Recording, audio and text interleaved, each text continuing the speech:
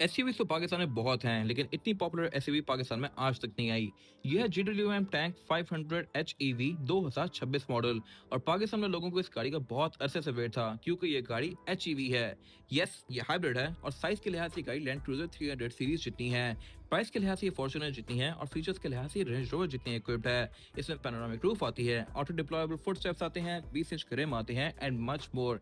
ये सब मैं कवर करूंगा आगे जाके, बट फिलहाल अगर बात की जाए इस गाड़ी के फ्रंट एंड की, तो ये सही मैसिव और बल्कि है। हर चीज यहाँ पे सही बड़ी बड़ी दी गई है और इसका लुक काफी हद तक टोयोटा से इंस्पायर लगता है। किन गाड़ियों से मैं कवर करूंगा आगे।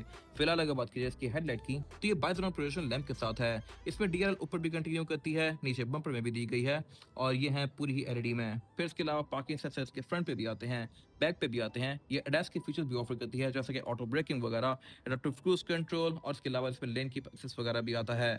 और जहां तक बात है फ्रंट एंड की, तो ये टोयोटा के टंड्रा से कुछ हद तक इंस्पायर लगता है। टंड्रा में ऐसी मैसिव बल्कि ग्रिल आती है और बॉन्ड के कर्व्स भी इसके काफी हद तक लेक्सस या टोयोटा की कुछ गाड़ी से इंस्पायर्ड लगते हैं। इंस्पिरेशन लेने में कोई इशू नहीं है, इसमें ली गई है और लुक्स के लिहाज से इस गाड़ी के पूरे नंबर हैं।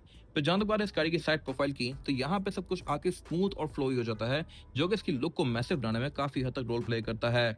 लुक इसका अच्छा खासा बल्कि है और इसके बारे में एक फन फैक्ट ये है कि ये गाड़ी 300 सीरीज ZX से भी थोड़ी सी ज्यादा लंबी है। चौड़ाई के लिहाज से 300 सीरीज ज्यादा बड़ी है, ऊंचाई के लिहाज से भी, लेकिन लंबाई में इसके पूरे नंबर हैं और ऑब्वियसली ये गाड़ी प्राइस में उससे 3 गुना कम है। तो मेरे ख्याल से हर लिहाज से ये गाड़ी एक बेस्ट ऑप्शन है। पे फीचर्स के नाम पे साइड पे कैमरास तो दिए गए हैं, लेकिन इसमें कैमरा साइड पे 360 डिग्री नहीं बल्कि 540 डिग्री आता है। फिर इसमें ब्लाइंड स्पॉट मॉनिटर्स भी दिए गए हैं, साइड मिरर्स के हीटेड हैं, ऑटो रिट्रैक्टेबल भी हैं। फिर इसमें स्मार्ट एंट्री भी आती है ड्राइवर और पैसेंजर दोनों के लिए और यहाँ क्रोम काफी सारा यूज किया गया है।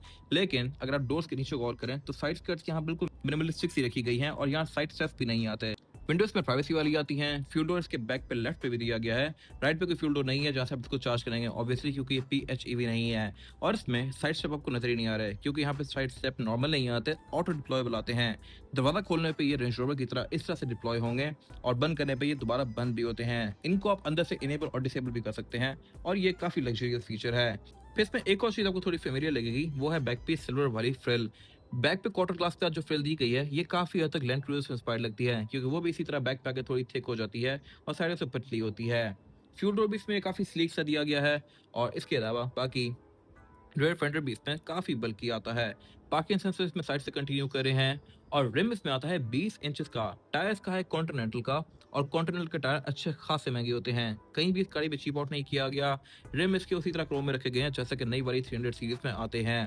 फिर इसका रेयर एंड भी फ्रंट की तरह ही काफी बल्कि और मैसिव है और इसकी टेल लाइट्स भी एलईडी में आती हैं ये वर्टिकल। और इसमें फिर साइड पे जो नंबर प्लेट वाला एरिया है ये काफी हद तक टोयोटा की 70 सीरीज से इंस्पायर लगता है क्योंकि उसी तरह ये लेफ्ट पे नीचे दिया गया है और काफी बल्कि दिया गया है। और इसके बैक पे जो एक और यूनिक सी चीज दी गई है जो कि मोस्टली गाड़ी में आपको आजकल नजर नहीं आती, वो है बैक पे अच्छा खासा बड़ा सारा टायर। ये बल्कि टायर यहाँ पे देने की एक वजह है, वो मैं कवर करूंगा आगे। और इसी टायर के पीछे दिया गया है इसका वाइपर। वाइपर इसमें ऑटोमेटिक आता है फ्रंट पे भी और बैक पे भी और इसके ऊपर स्पॉइलर में ब्रेक लैंप के साथ साथ वॉशर भी दिया गया है। और इसके अलावा नीचे यहाँ पे बैजिंग दी गई है 500 एचईवी। PHEV वाली गाड़ी में ऑब्वियसली PHEV का बैज आएगा। बैक पे जो ये मैसिव टायर दिया गया है इसके कवर के अंदर यहाँ पे कैमरा भी माउंटेड है और कैमरा के साथ वॉशर भी दिया गया है। और इस टायर के यहाँ होने की मेन वजह ये है कि आम गाड़ियों में जहाँ पे टायर आते हैं नीचे, वहाँ पे इस गाड़ी में बैटरी पैक दिया गया है हाइब्रिड का। इसमें 1.73 किलोवाट का बैटरी पैक आता है जो कि यहाँ नीचे स्टफ किया गया है और इसी वजह से टायर का यहाँ बैक पे ऊपर आ गया है। स्किड प्लेट भी इस पे दी गई है जो कि उसको बेहतर बना रही है। और इसका टेल गेट जो है ये साइड हिंज्ड है, इसमें स्मार्ट एंट्री भी आती है और ओपन करूंगा तो ये प्राडो की तरह राइट साइड पे ओपन होगा।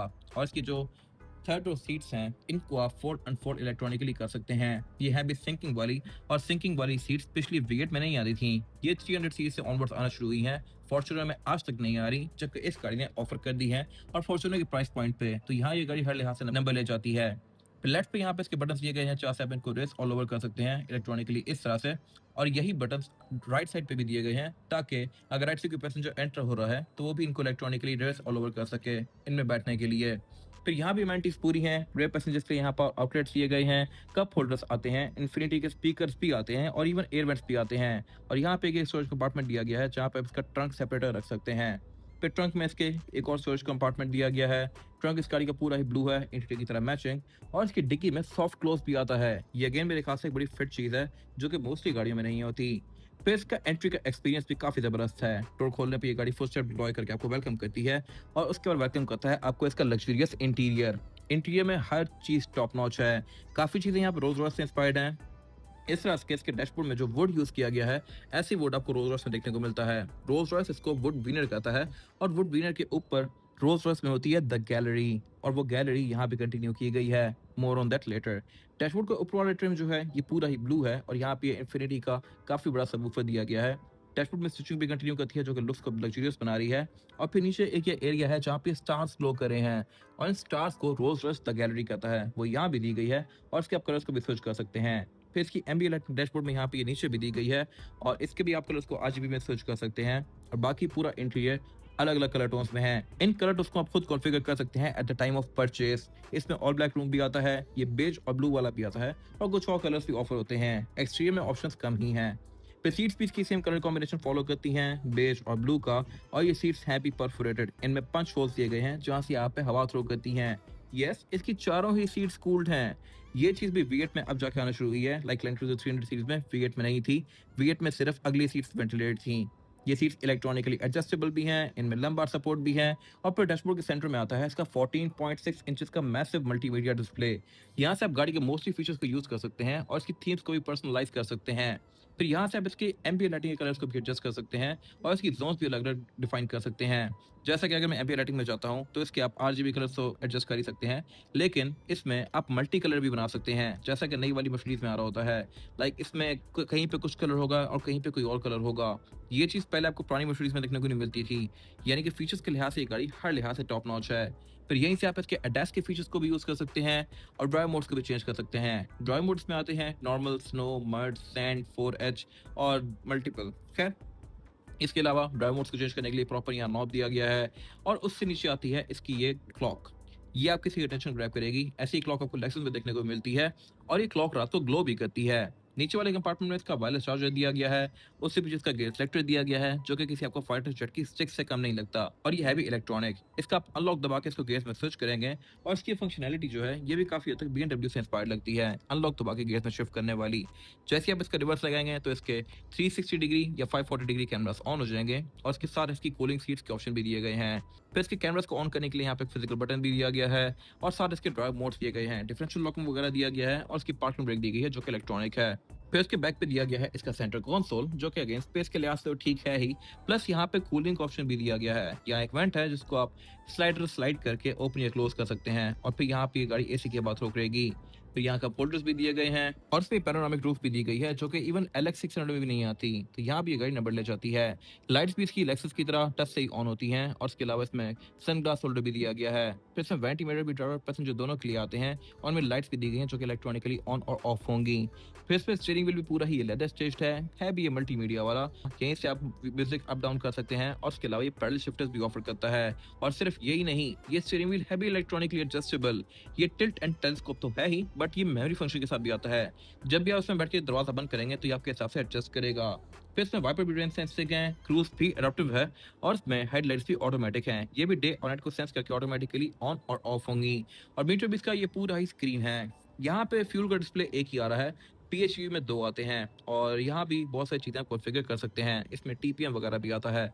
फिर ये हेडअप डिस्प्ले भी ऑफर करती है। हेडअप डिस्प्ले का डिस्प्ले भी डिसेंट है, बट यहाँ पे आपको RPM शो नहीं करवा रही। इसको अपने हिसाब से कॉन्फ़िगर भी कर सकते हैं। फिर इसमें डाउन असिस्ट कंट्रोल भी दिया गया है, ट्रैक्शन कंट्रोल भी आता है। साउंड सिस्टम इसका इन्फिनिटी का है जो कि हार्मन कार्डन का ही साउंड सिस्टम है। और इसमें फिर विंडोज भी चारों ही सिंगल टैप वाली आती हैं। विंडोज स्विच की फिनिश मेटालिक है जो कि इसकी लुक को और ज़्यादा लग्जरियस बना रही है। डोर्स भी इसके अच्छे खासे मैसिव आते हैं, ऑब्वियसली गाड़ी के हिसाब से हैं।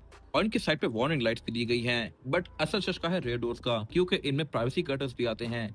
ये चीज भी आपको LX 570 LX 600 में देखने को मिलेगी। 300 सीरीज में नहीं आती, बट इसमें दी गई है।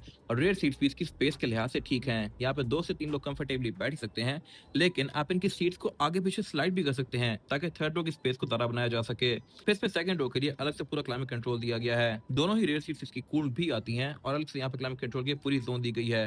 एयर वेंट्स भी यहाँ पे कंटिन्यू करते हैं, प्लस यहाँ पावर आउटलेट्स भी दिए गए हैं। फ्रंट सीट्स की जो बैक है ये भी इसमें उतनी लग्जरियस है जितनी की बाकी पूरी गाड़ी, वरना मोस्टली गाड़ियां फ्रंट सीट्स के बैक पे चिप आउट कर जाती हैं। फिर पैनोरामिक रूफ भी इसकी ड्राइव पैसेंजर्स के ऊपर तक कंटिन्यू करती है, जो कि इसकी वाइब को और लग्जरियस बना रही है। और अब बात करें अगर सबसे मेन चीज की, तो वो है इस गाड़ी का इंजन। इंजन पाकिस्तान में इस गाड़ी में एक ही ऑफर होता है मेन, 2000 सीसी, लेकिन इसमें दो टाइप्स हैं, हाइब्रिड और प्लग इन हाइब्रिड। ये गाड़ी एचईवी है, यानी कि सिंपल हाइब्रिड, और ये प्रोड्यूस करती है अराउंड 342 टू 345 हॉर्स पावर, जो कि एक डिसेंट फिगर है इस गाड़ी के हिसाब से। यही फिगर्स आपको ऑलमोस्ट वीएट से भी देखने को मिलते हैं, लेकिन वो इंजन 4.6 होता है। ये इंजन 2000 सीसी है, टर्बो चार्ज है और हाइब्रिड है। हाइब्रिड होने की वजह से इसकी एवरेज आपको 10 से 12 की सुकून से आएगी, जो कि मेरे ख्याल से बहुत जबरदस्त फिगर है। और यूजुअली आपको ये फिगर्स सिविक या ग्रैंडे में देखने को मिलते हैं, लेकिन इतनी बड़ी गाड़ी से ये फिगर्स अनबिलीवेबल लगते हैं। मोस्टली गाड़ियों के इंजन अब यही आ रहे हैं, या 2000 सीसी या 35 सीसी ट्विन टर्बो चार्ज। तो इसमें इंजन 2.0 है। सेम इसी कैपेसिटी का इंजन रेंज रोवर वोग में भी आता है, जो कि इससे कहीं ज्यादा महंगी है। फिर ये गाड़ी क्योंकि GWM है, तो इसके पार्ट्स भी मेरे ख्याल से आपको पाकिस्तान में इजीली मिल जाएंगे, क्योंकि GWM पाकिस्तान में अब काफी ज्यादा स्ट्रॉन्ग हो चुका है। ये गाड़ी आना रिसेंटली शुरू हुई है, बट कंपनी पाकिस्तान में काफी टाइम से ऑपरेट कर रही है, तो आई एम श्योर कि इसका इंफ्रास्ट्रक्चर भी स्ट्रॉन्ग होगा। बाकी इसका इंजन भी काफी वेल इंसुलेटेड है। यहाँ पे कुछ ऑरेंज केबल्स जो आपको नजर आ रही हैं, ये हाइब्रिड की हैं। प्लग इन हाइब्रिड में यहाँ पे कुछ और कंपोनेंट्स भी होंगे जो कि इसमें नहीं है। और इसके बोनट के अंदर पे इंस्टॉलेशन भी दी गई है, और ये ओपन भी हाइड्रोलिक से होता है। तो यहाँ पे ABS, traction control, tyre modes, differential locking, ये सब आता है, जो कि इस गाड़ी को और ज्यादा बेहतर बनाता है। तो ये था एक क्विक ओवरव्यू टैंक 500 का। ये गाड़ी ब्रांड न्यू है और सेकंड मोड स्पोर्ट के पास अवेलेबल है। इसकी डिमांड 2 करोड़ 43 लाख रुपीज है, और ये रेडी अवेलेबल है। ब्रांड न्यू गाड़ियों की प्राइसेस कुछ टाइम बाद चेंज होती रहती हैं, तो एग्जैक्ट प्राइस जानने के लिए आप दिए गए नंबर पे कॉल कर सकते हैं। और अगर आपको ये वीडियो पसंद आई है, तो इसको लाइक जरूर कीजिएगा, चैनल को सब्सक्राइब जरूर कीजिएगा। और अगर आपके पास गाड़ी से रिलेटेड कोई भी राय है, तो उसको कमेंट सेक्शन में शेयर भी जरूर कीजिएगा, ताकि वो लोग जो गाइड लेने वाले हैं वो आपकी राय से फायदा उठा सकें। एंड में आपकी क्या चॉइस होने वाली है, लैंड क्रूजर V8, फॉर्च्यूनर या फिर ये गाड़ी, कमेंट सेक्शन में मेंशन कीजिएगा। Thank you for watching.